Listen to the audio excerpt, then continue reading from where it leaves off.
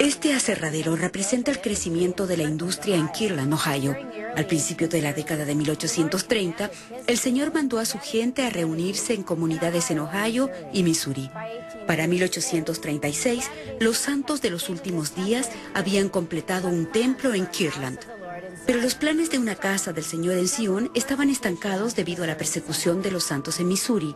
Aquí, en Kirtland, cada día llegaban conversos y la ciudad creció rápidamente. Terrenos disponibles para poblar disminuyeron a medida que los precios de las propiedades se dispararon. Algunos santos de los últimos días se involucraron en la especulación de terrenos. Al hacer esto, José se encontró con el problema de los que buscaban hacerse ricos de sus colegas conversos.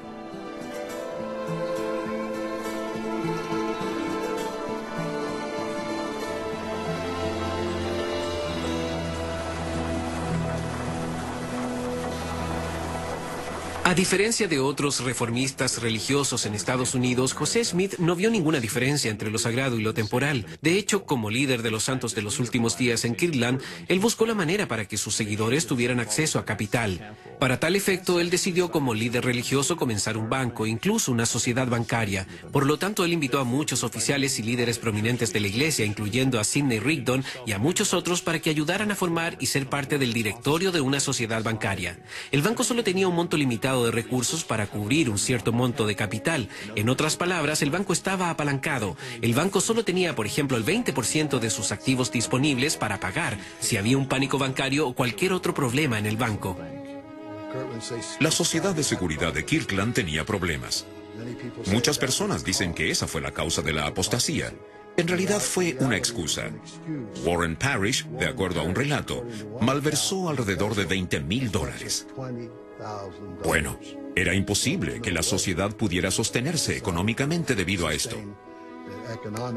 Cuando José Smith comenzó a ver los problemas, se retiró de la Sociedad de Seguridad de Kirtland y les advirtió a los santos que debían hacer lo mismo.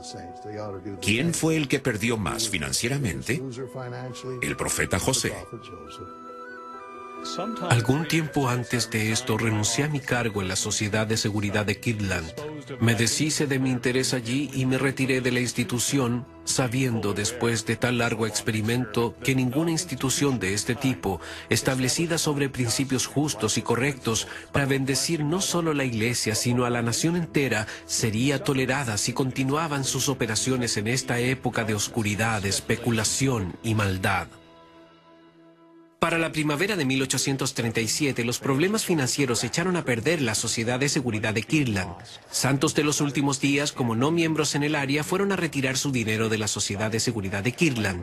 Para noviembre de 1837, el banco era insolvente y cerró sus puertas. De los más de 200 inversionistas, ninguno perdió tanto como José Smith.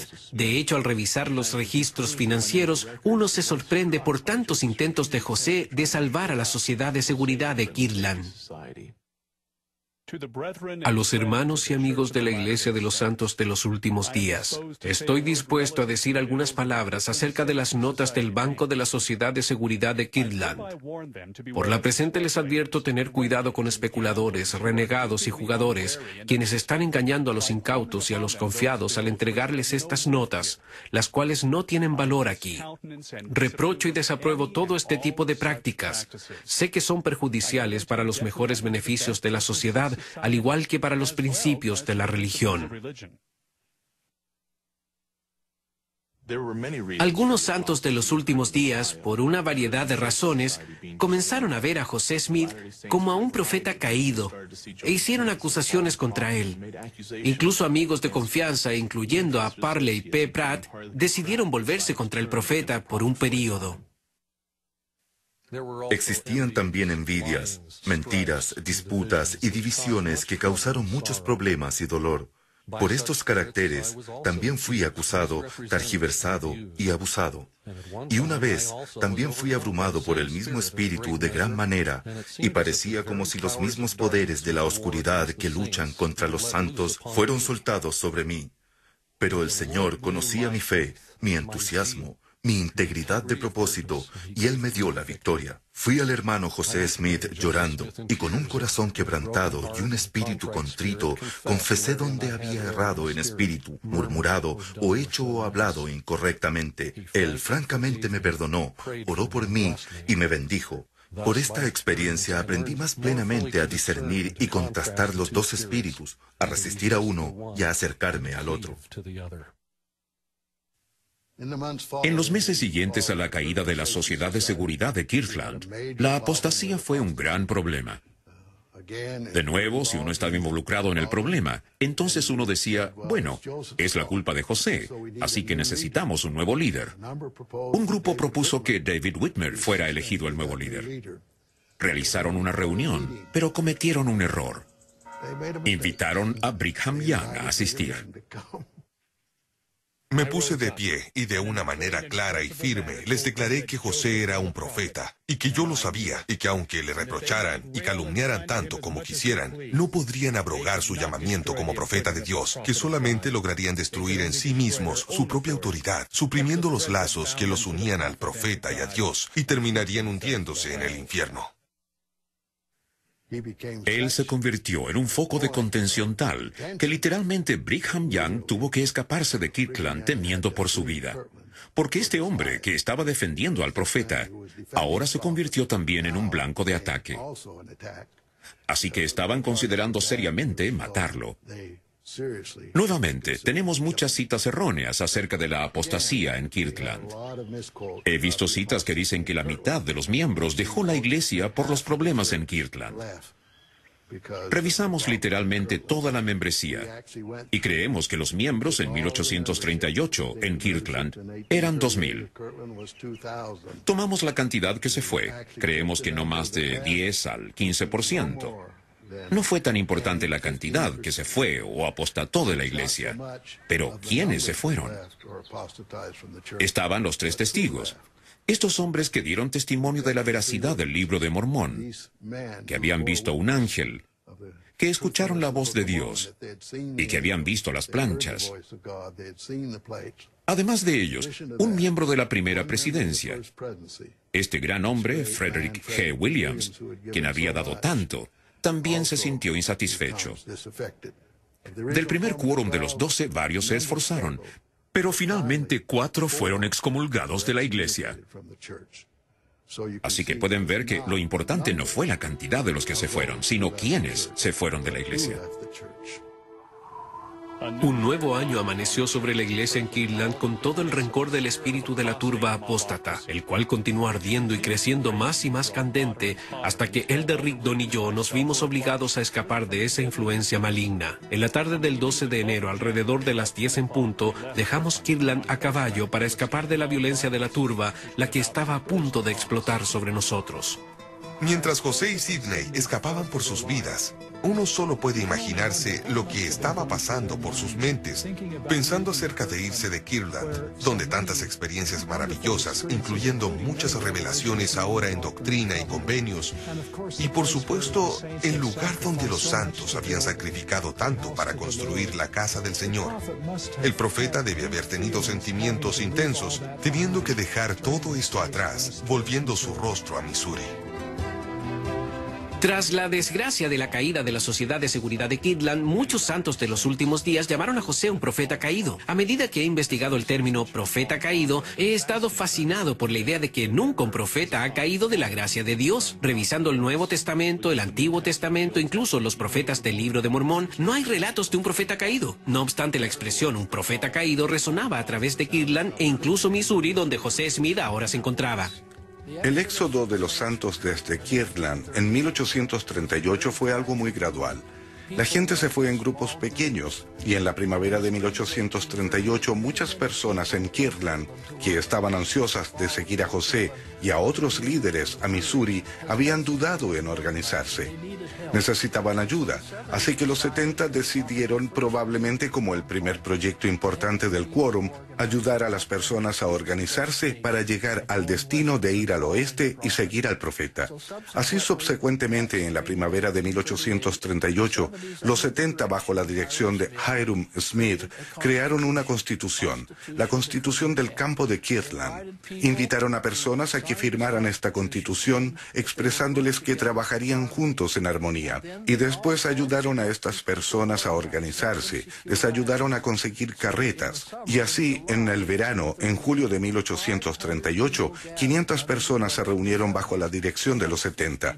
Tenían 59 carretas, caballos y ganado.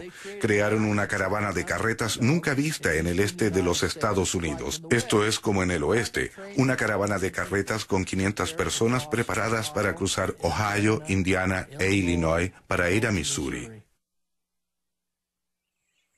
Mientras un grupo de miembros fieles se quedaron en Kirtland, la mayoría de los santos de los últimos días siguieron a José al oeste, a Missouri. Se reunieron con los santos que ya estaban viviendo en el estado y que habían conocido años de persecución y agitación. Con la llegada del profeta y los santos de Kirtland, los miembros en Missouri renovaron sus esperanzas de una existencia tranquila y con mayores esfuerzos comenzaron a establecer hogares y comunidades permanentes.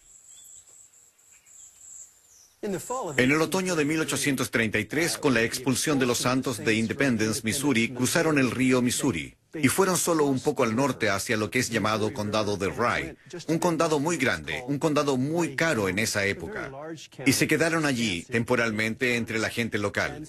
Ahora, por extraño que parezca, ellos permitieron esto y casi los albergaron y los acogieron, en el sentido que si entendemos que han sido tratados injustamente en Independence y mientras buscan remediarlo de una manera legal por medio de la ley y a través de los sistemas judiciales para ver si pueden ser restablecidos, y el campo paramilitar de Sion llegó en 1834 para ver si podían ayudar a restituir a los santos.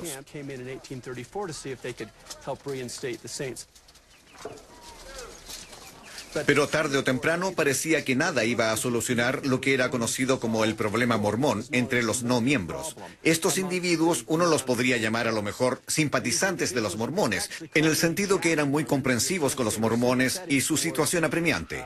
Un hombre en particular que era un representante del condado de Clay en la legislatura estatal era Alexander Doniphan.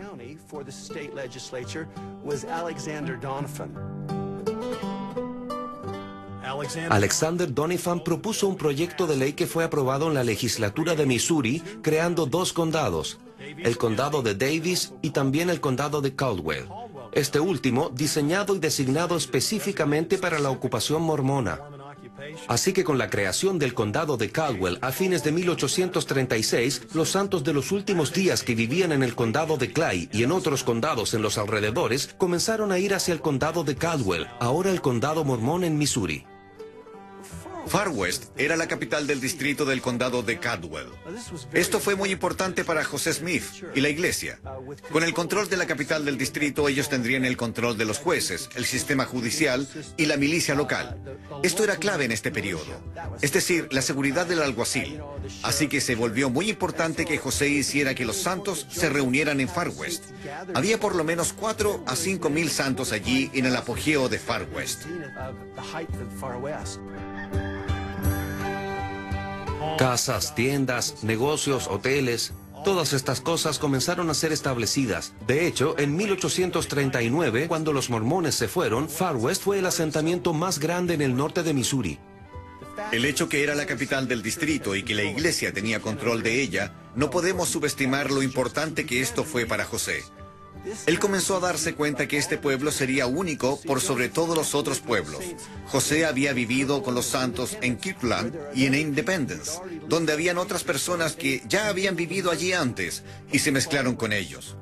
Pero Far West iba a ser un pueblo donde nadie más vivía, en el cual iban a comenzar de cero y lo iban a construir. El 14 de marzo de 1838, José Smith llegó a Far West. Él había venido del área de Kirtland. Él y Sidney habían viajado. Les tomó alrededor de 4 semanas viajar desde Kirtland a Missouri y se fueron bajo presión, escapando de un poco de persecución allí.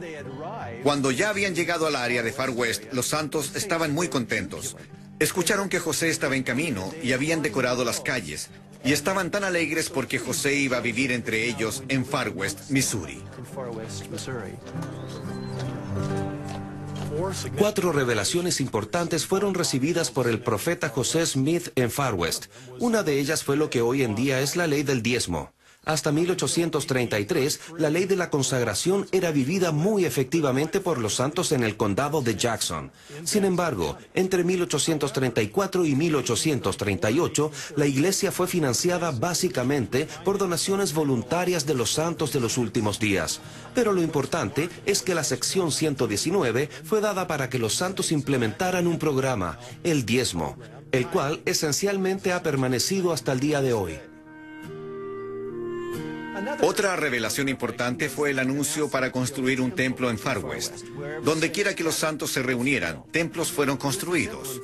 Con el templo en Far West, la revelación fue específica de que no debían endeudarse. Sin embargo, avanzaron lo suficientemente lejos para excavar la dimensión en la cual el templo iba a ser construido y se prepararon para colocar las piedras angulares. José Smith recibió una revelación para llamar a 4 apóstoles nuevos. Ellos eran John Taylor, John E. Page, Wilford Woodruff y Willard Richards.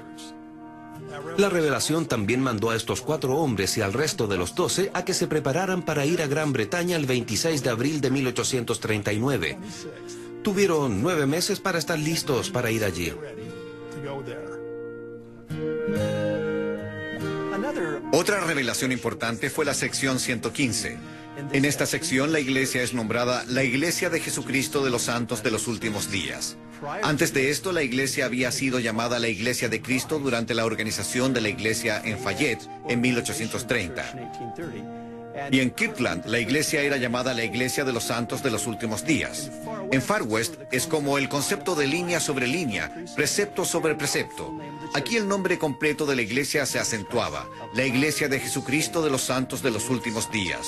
David Whitmer había tenido un problema con esto. David pensó que José era un profeta caído. Él sintió que la iglesia había sido nombrada la Iglesia de Cristo y que no debería ser cambiado. Esta fue una de las diferencias que algunos de estos líderes estaban teniendo con el profeta José.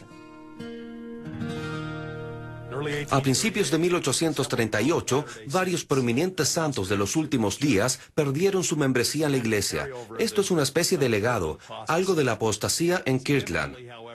Sin embargo, a diferencia de Kirtland, estos hombres permanecieron en Far West y sus alrededores y comenzaron a amenazar a los líderes de la iglesia con molestas demandas y otros problemas. José Smith sabía que esto no podría ocurrir en Far West, como ocurrió en Kirtland.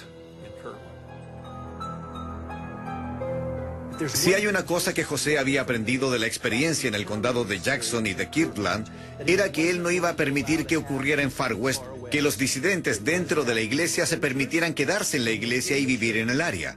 Así que José, una de las primeras cosas que tenía que hacer era en un sentido limpiar la casa. Por ejemplo, la presidencia de estaca de Missouri, David Whitmer, el presidente, John Whitmer, el primer consejero, y W. Phelps, había perdido la confianza de los miembros. W. Phelps y John Whitmer habían comprado tierras en Far West a un bajo precio y ahora las estaban vendiendo a un alto precio. Y esto no les pareció muy bien a los miembros, y no creo que me hubiese parecido muy bien a mí en su situación.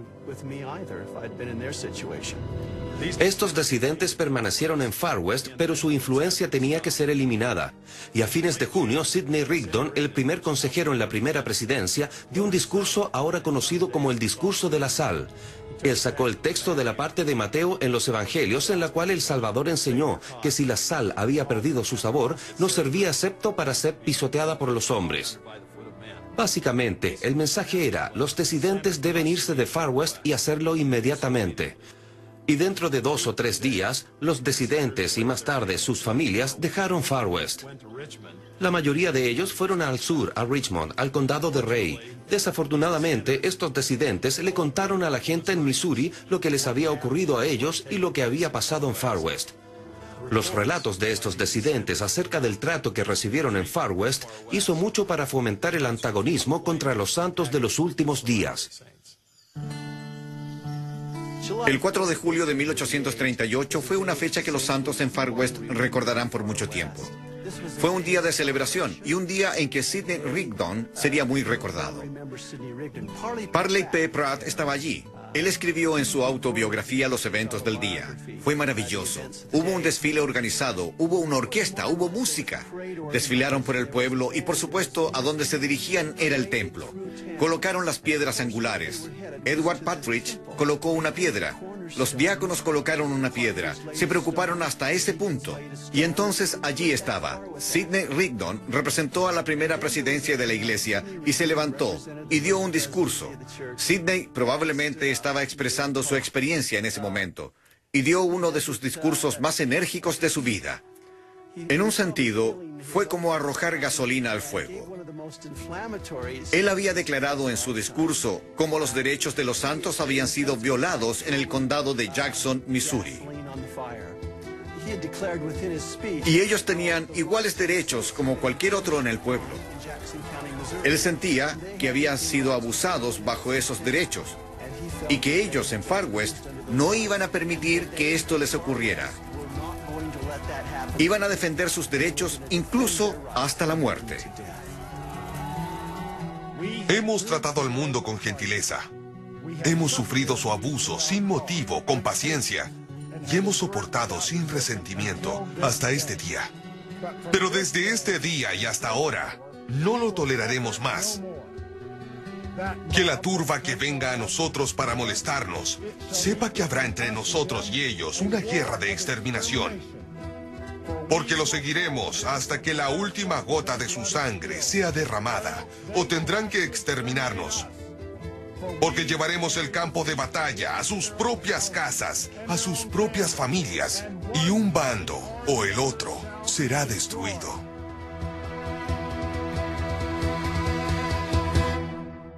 Hubo muchos motivos para los conflictos que ocurrieron al norte de Missouri en 1838.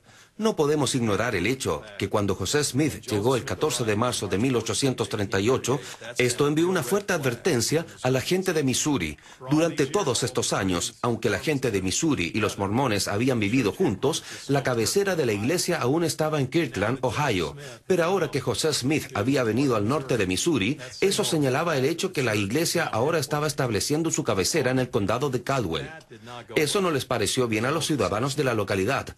También en 1836, cuando Caldwell fue creada, la gente de Missouri básicamente pretendía que este condado permaneciera como condado mormón aislado, exclusivamente para ocupación mormona.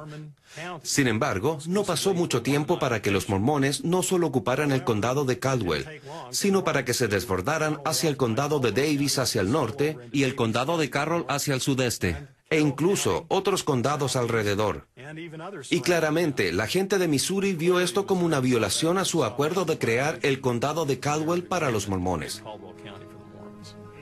El mejor ejemplo del creciente poder político de los santos de los últimos días en Missouri y la manera en que la gente de Missouri se sentía amenazada por este poder es la pelea el día de las elecciones que comenzó en Gallatin en agosto de 1838. Peniston, quien ya odiaba a los mormones por muchos años, estaba postulando a la legislatura estatal y sabía muy bien que si los santos en el condado de Davis votaban, él probablemente no tendría una muy buena posibilidad. Y por esta razón, él y algunos matones, envalentonados por la tradición de alcohol del día de la elección, se pusieron a pelear con los santos de los últimos días. Y los santos que estaban allí para votar no estaban dispuestos a que los molestaran más. Eran algunos de los santos más fuertes y estaban listos para pelear. Y este desafortunado evento libera de nuevo las emociones que son tan poderosas en ambos lados. Por un lado están los santos que sienten que sus ancestros han dado sus mejores esfuerzos para crear una tierra para los libres, donde puedan venerar como quieran, donde la Constitución dice que no puede haber restricciones creadas por el Congreso sobre su capacidad de ejercitar su conciencia religiosa, y donde el Estado debería garantizar estos derechos, y donde son pisoteados, el gobernador del Estado debía correr en su ayuda. Y así no es solo frustrante para los santos tener un gobernador que no está dispuesto a ayudarlos, sino además alguien que es uno de los responsables de la campaña contra ellos. Por el otro lado, Está la gente de Missouri, que tiene miedo, que no son totalmente infundados. A medida que los santos aumentan en número, su poder político, económico y social se hace considerable. Y para la gente de Missouri, que viene de un tipo de cultura diferente, una esencia más individualista, una cultura de mantener esclavos, ellos perciben importantes amenazas de los santos de los últimos días. Hay mucha agitación en estos momentos entre la gente de Missouri. Están continuamente molestándonos y provocándonos al enojo si es posible. Una señal de amenaza tras otra. Pero no les tememos, porque el Señor Dios Padre Eterno es nuestro Dios y Jesús es nuestro Salvador. Hemos sido echados una y otra vez, y esto sin razón, y golpeados una y otra vez, y esto sin provocación. No lo aguantaremos más si el gran Dios nos arma con valor, con fuerza y con poder para resistirlos en sus persecuciones. No actuaremos en forma ofensiva, pero siempre en forma defensiva. We will not act on the offensive, but always on the defensive. Después de la pelea en Gallatin el día de la elección, la guerra mormona en Missouri, como algunos la han llamado, realmente crece y se intensifica. Los santos que vivían en DeWitt, hacia la parte central del estado, son expulsados de allí. El 25 de octubre de 1838, una batalla campal ocurre en el río Crockett, donde Samuel Bogart, un antagonista de los santos de los últimos días desde hace tiempo, con una compañía de milicia bajo su dirección, embosca a esta compañía de milicia de santos de los últimos días. Así que lo que uno tiene es una guerra civil en el estado de Missouri. Hombres de la milicia del estado peleando uno contra el otro en diferentes compañías, y ambos intentando afirmar lo que creen son sus derechos de propiedad, sus derechos constitucionales de ejercer libremente y así sucesivamente.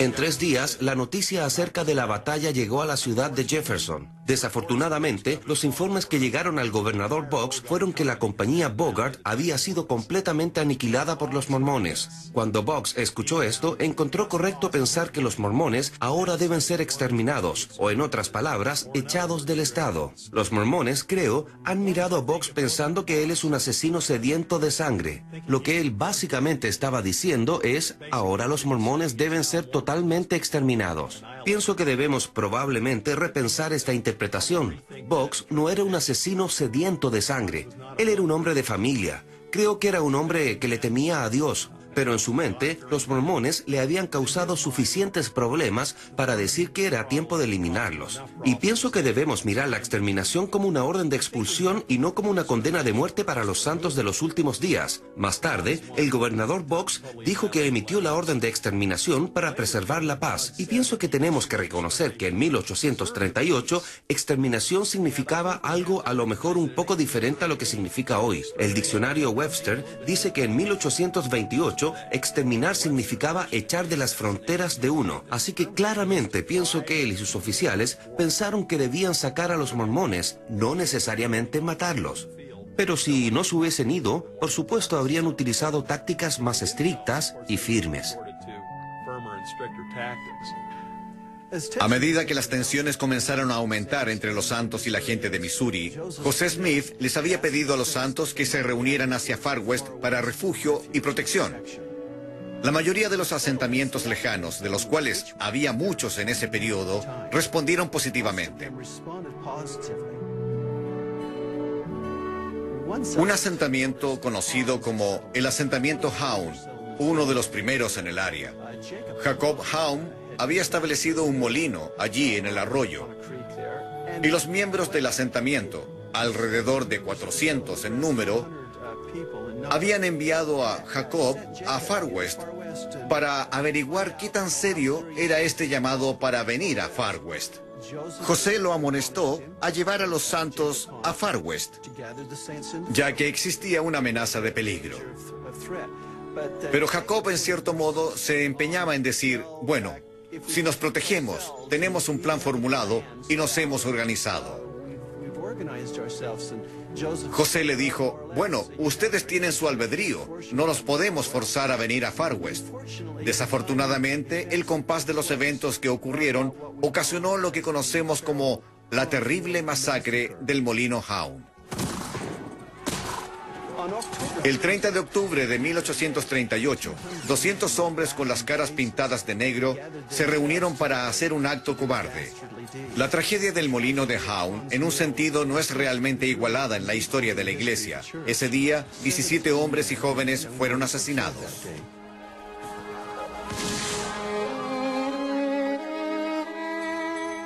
Como el gobernador Boggs emitió la orden de exterminación el 27 de octubre de 1838 y la masacre del molino de Hound ocurrió 3 días más tarde, muchos historiadores han interpretado el hecho de que la turba o patrulla que atacó el molino de Hound lo estaban haciendo bajo la orden de exterminación.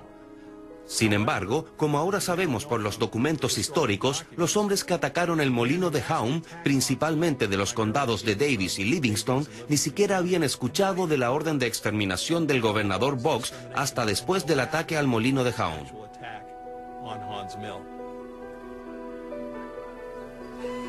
Después de la masacre del molino de Hound, comunidades como Gallatin y DeWitt también cayeron por las turbas.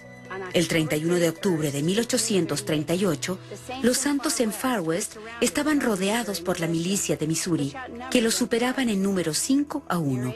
Cerca de las 8 en punto de la mañana, una bandera de tregua anunció un posible esfuerzo de negociación. George Hinkle salió de Far West para encontrarse con la bandera. Hinkle, un líder de la milicia de los santos de los últimos días, era respetado por los líderes de la iglesia. Sin embargo, en ese día, en octubre, cuando él se reunió con los generales de la milicia del Estado, Hinkle traicionó la confianza que José Smith y los hermanos habían puesto en él. Hacia la tarde se me acercó el coronel Hinkle, quien me dijo que los oficiales de la milicia deseaban tener una entrevista conmigo y con algunos otros, con la esperanza de que las dificultades pudieran ser resueltas sin tener motivos para llevar a cabo las órdenes de exterminación, las cuales habían recibido del gobernador. Accedí inmediatamente a la solicitud y en compañía de los élderes Sidney Rigdon y Parley P. Pratt, el coronel White y George W. Robinson fuimos al campamento de la milicia. Pero para mi sorpresa, en lugar de ser tratados con ese respeto que le debe un ciudadano a otro, fuimos tomados como prisioneros de guerra y tratados con el mayor desprecio.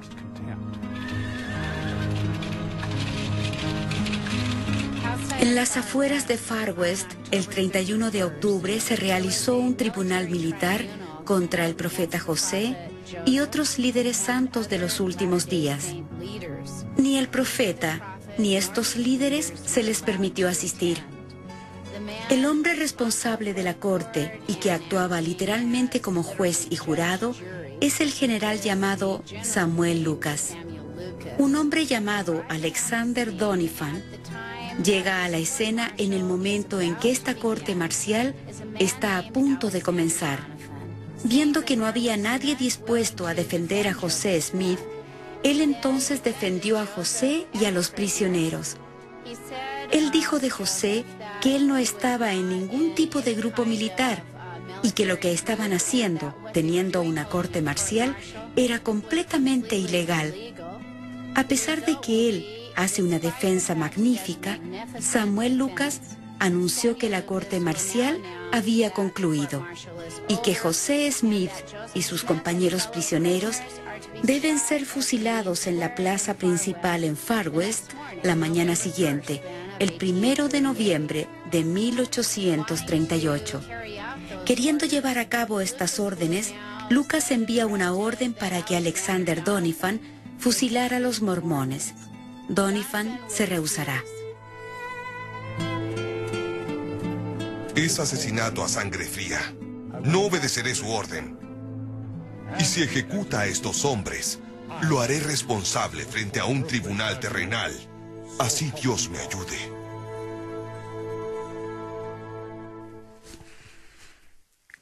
Temiendo la retribución de Doniphan, el general Samuel Lucas del condado de Jackson decidió que no mataría a los prisioneros este día 1 de noviembre, pero que en su lugar llevaría a los prisioneros a Independence, su pueblo natal, y allí los mostraría y al final ser políticamente muy influyente. De todos los generales que se habían reunido, él era el que había capturado a José. Así que lo que hicieron esa mañana, llevaron a los prisioneros de regreso a Far West, donde se les permitió a los prisioneros ir a sus casas a conseguir comida y ropa para el viaje que les esperaba. Cuando la carreta de los prisioneros se detuvo en la casa de José, se le permitió entrar. 6 guardias lo acompañaron. Emma estaba llorando, los niños estaban llorando. Están seguros que a José lo van a matar. José los trata de consolar. Un guardia aleja a uno de sus hijos. Lo pone nuevamente en la carreta. Ahora hay una lona sobre la carreta. Santos de los últimos días se han reunido alrededor de la carreta y de repente nos volvemos a Lucy McSmith. Quiere ver a su hijo, saber que está vivo. Un hombre hace un camino para la madre Smith. Cuando ella llega a la carreta, le grita a José: háblame, háblame o no puedo vivir. Lucy ahora ve a José, saca su mano de la carreta y sus últimas palabras al salir de Far West son: Dios te bendiga, madre. Los prisioneros son entonces llevados desde un pueblo pequeño a otro hasta que llegan a Independence. A lo largo del camino, Aaron Smith describe: es casi como si fuéramos de un circo. La gente quiere adelantarse, quiere poder decir que han tocado a los hombres. Hiram dijo que ellos se acercaban, empujaban, nos tocaban con los dedos, casi como que fuéramos elefantes para poder decir: ¡hey, hemos hecho esto!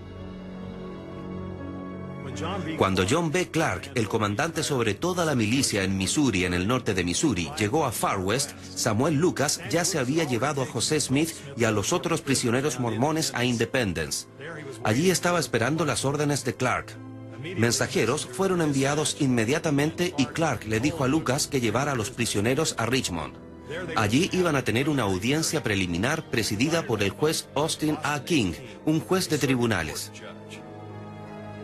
En el tribunal del juez Austin A. King están los abogados de la corte Birch y Wood. Pero José escogerá a Alexander Doniphan y su socio como sus abogados. Fue durante este periodo, durante la encarcelación en Richmond, que los prisioneros mormones fueron tratados muy mal, calumniados y abusados por los guardias que los estaban vigilando. En una de esas noches, los guardias que estaban vigilando a los prisioneros mormones comenzaron a hablar y a difamarlos. Contaban terribles atrocidades cometidas contra los mormones en Far West, ocupada militarmente, y en otros asentamientos mormones. Fue durante ese tiempo que José Smith hizo probablemente una de las cosas más valientes que ha hecho. Y es cuando él reprochó a los guardias en la cárcel de Richmond. Silencio, demonios del pozo infernal. En el nombre de Jesucristo os reprendo y os mando callar. No viviré otro minuto y escuchar ese lenguaje. Dejen esa conversación, o ustedes o yo muero en este instante. Él dejó de hablar. Permaneció erguido en abrumadora majestad, encadenado y sin armas, calmo. Sereno y digno como un ángel, miró a los temblorosos guardias, cuyas armas estaban inclinadas o botadas en el suelo, cuyas rodillas se doblaron juntas y quienes se retiraron a un rincón o se agacharon a sus pies pidiéndole perdón y permanecieron en silencio hasta el cambio de guardia. He visto a magistrados de justicia ataviados con su vestimenta oficial. He presenciado a un congreso en asamblea solemne. Me he imaginado reyes, cortes reales, tronos y coronas. Pero dignidad y majestad solo he contemplado una vez en mi vida, en cadenas, a medianoche, en un lóbrego calabozo, en una aldea desconocida de Missouri.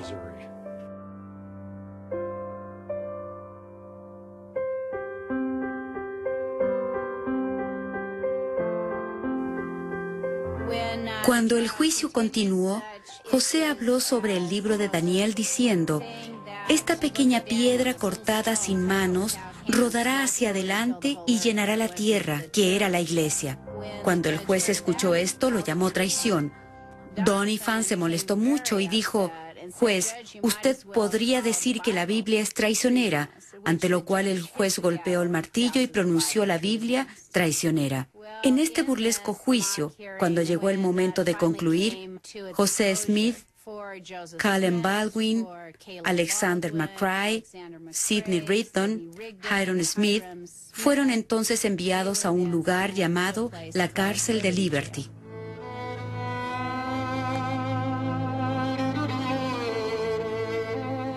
Con José Smith en la cárcel de Liberty, sus seguidores y creyentes, quienes se reunieron en el condado de Caldwell, Missouri, tenían un decreto del gobernador del estado que debían abandonar el estado. Esas personas negociaron con algunos de los oficiales militares que estaban en terreno y tenían hasta la primavera para irse.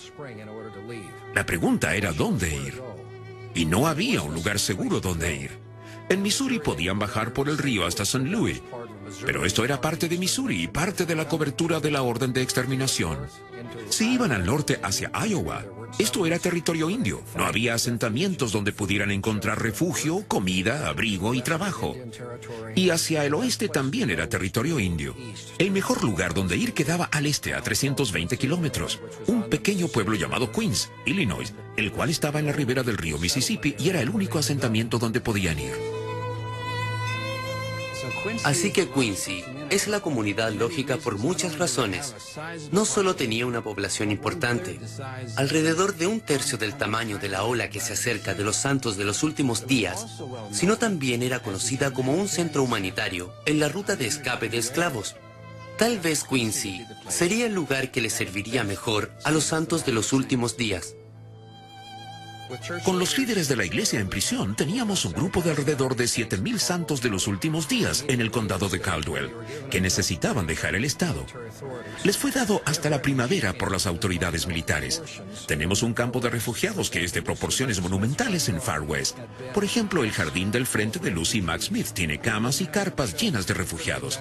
La gente no tenía suficiente refugio. No podían regresar a sus granjas a buscar comida.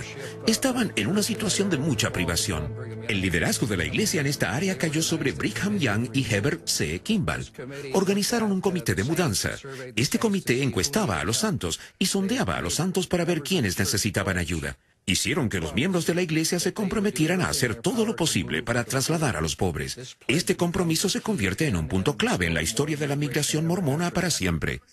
José debe haberse preocupado inmensamente mientras estaba sentado en la prisión de Liberty acerca de cómo su esposa y sus hijos iban a salir de Missouri. Por supuesto, hubo muchos amigos que apoyaron a la familia Smith, y en este caso, Jonathan Holmes y Stephen Markham se ofrecieron a ayudar a Emma a cargar su carreta y a llevar a los niños para hacer el viaje hasta Quincy, Illinois. Tenían 2 caballos. Eran Jim y Charlie. Emma tenía 4 hijos, un pequeño bebé, uno de 2 años, y Julia y Joseph, que eran mayores.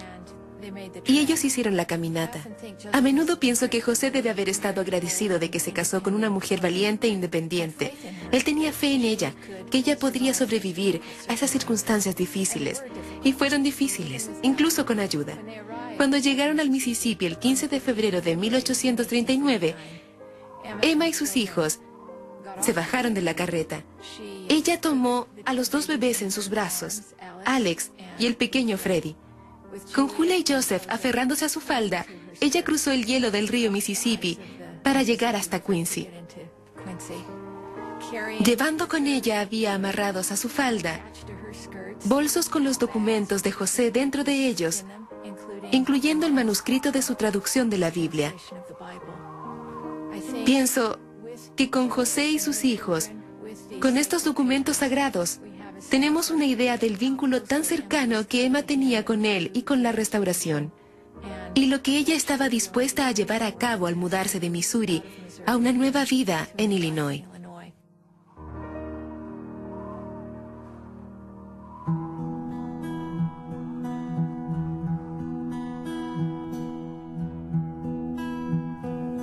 En 1838, antes de que comenzara la Guerra Mormona, José Smith recibió una revelación que el quórum de los 12 debía ir en una misión a Inglaterra y que debían irse el 26 de abril de 1839 desde el templo en Far West.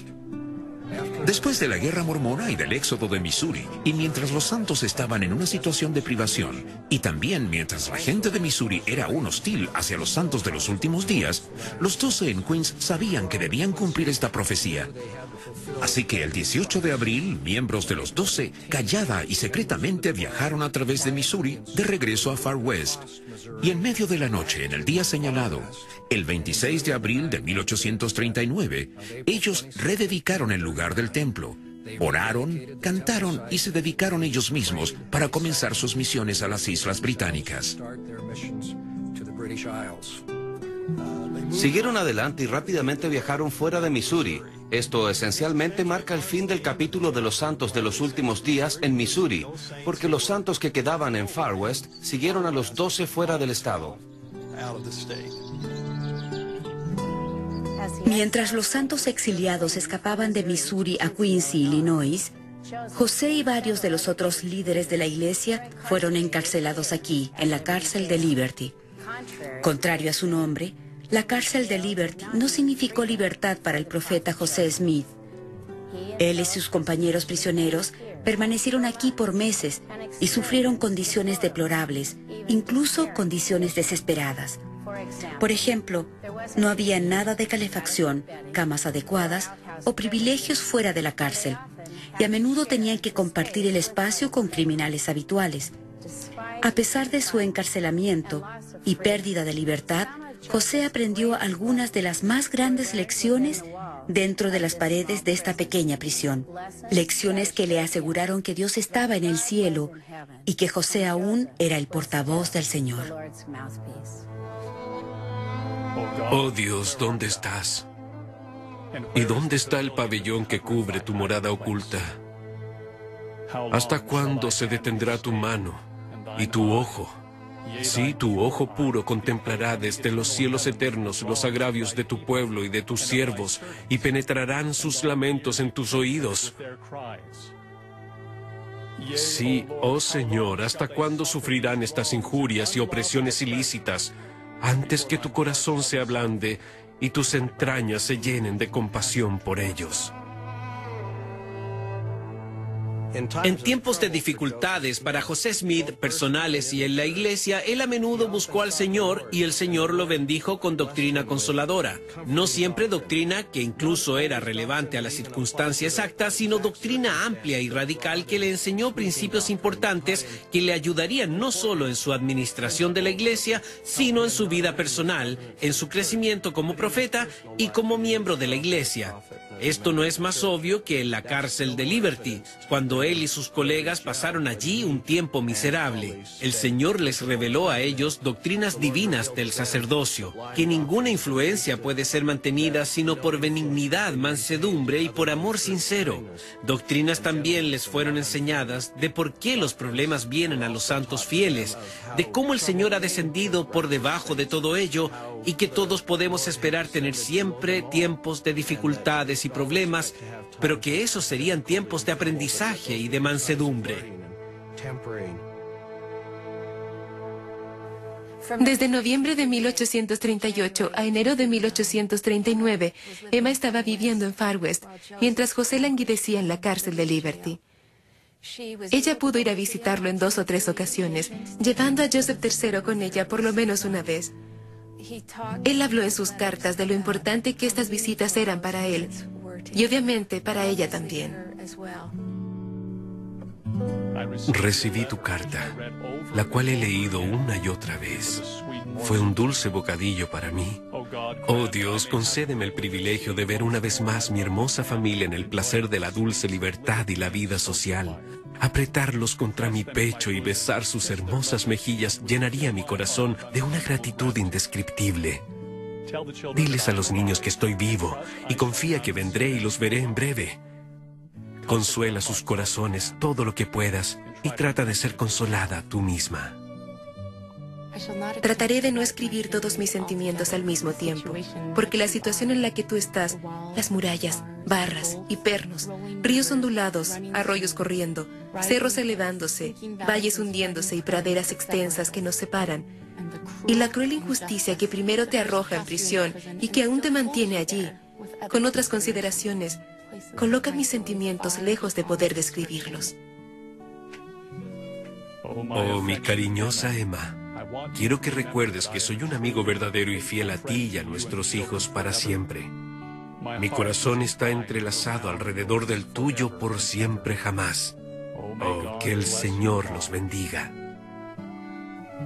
Nadie, excepto Dios, conoce las reflexiones de mi mente y los sentimientos de mi corazón cuando dejé nuestra casa y hogar y casi todo lo que poseíamos excepto nuestros pequeños hijos e hice mi viaje fuera del estado de Missouri, dejándote encerrado en esta triste prisión. Pero la reflexión es más que lo que la naturaleza humana debería soportar. Y si Dios no registra nuestros sufrimientos y venga nuestras injusticias en ellos que son culpables, estaré tristemente equivocada. Y mientras para ti misma, si quieres saber cuánto quiero verte, examina tus sentimientos cuando quieres verme y juzga por ti misma. Con mucho gusto caminaría de aquí hasta ti descalzo, con la cabeza descubierta y medio desnudo para verte y verlo como un gran placer y nunca considerarlo trabajo duro.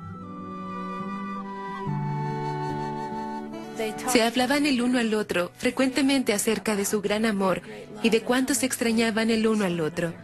Y por supuesto esta separación durante el tiempo que él estaba en la cárcel de Liberty fue la mayor separación que tuvieron que soportar.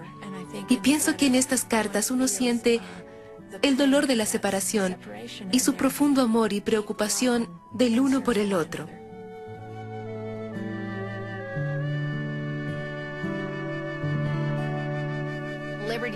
En la cárcel de Liberty, con sus condiciones deplorables, es fácil imaginarse que José y sus compañeros prisioneros quieren un lugar diferente, sino libertad. Así que comienzan a escribir una serie de cartas con la ayuda de Alexander Doniphan, buscando un cambio de lugar. En otras palabras, sáquennos de Liberty, donde nuestras vidas son diariamente amenazadas, y déjenos estar en otro lugar. El cambio de lugar fue autorizado a un lugar llamado el Condado de Bonny. Mientras los prisioneros están siendo transportados desde Liberty hacia esa área, habrá un tiempo en el cual pueden escapar. La historia registra varios relatos de su escape. Algunos sugieren que los guardias literalmente les ayudaron a escapar. Otros relatos son que los guardias estaban ebrios y una vez que casi se han desmayado, los prisioneros agarran los caballos y se escapan. A este punto es obvio que Lilburn W. Books, el gobernador, ha tenido éxito en sacar a los mormones del estado. En otras palabras, hemos sido echados, pero ahora la pregunta es, ¿qué hacer con José? Al parecer el escape puede haber sido planeado no solo por José, Ayrum y sus compañeros prisioneros, sino por aquellos de lugares más altos.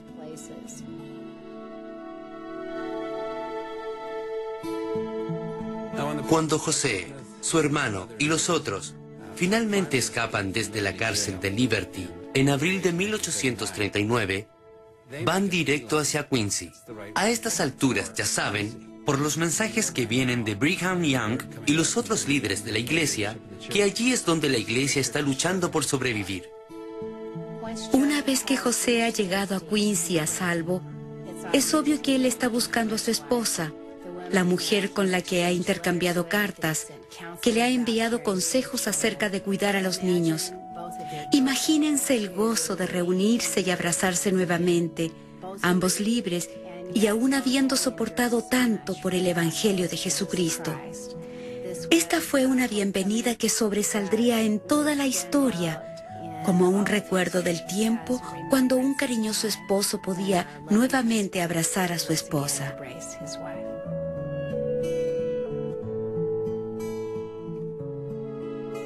José Smith sabía que él había sido llamado por Dios. Debido a esto, yo sé que él sabía y que lo sentía fuertemente, que Dios lo apoyaría y estaría a su lado. Y especialmente después de la cárcel de Liberty. Él sale de allí como un hombre diferente. Él sabe que a pesar de que sus días están contados, Dios lo apoyará. Lo soportará en sus pruebas y en sus esfuerzos para restaurar el resto de la iglesia, el resto de la verdad que Dios tenía para los santos. José Smith no podría haber tenido éxito si él no hubiese sabido que Dios estaba de su lado y que él lo había llamado por cargo divino a ser su profeta. Pero veo un punto de inflexión en su vida y realmente creo que es la cárcel de Liberty. El Señor dijo: tus días son conocidos, no serán contados menos. Y él sabe que Dios lo apuntalará y que él lo sostendrá y apoyará. Y así obtenemos un tipo de José distinto en Nabú. Después de la cárcel de Liberty, él es claramente un profeta diferente.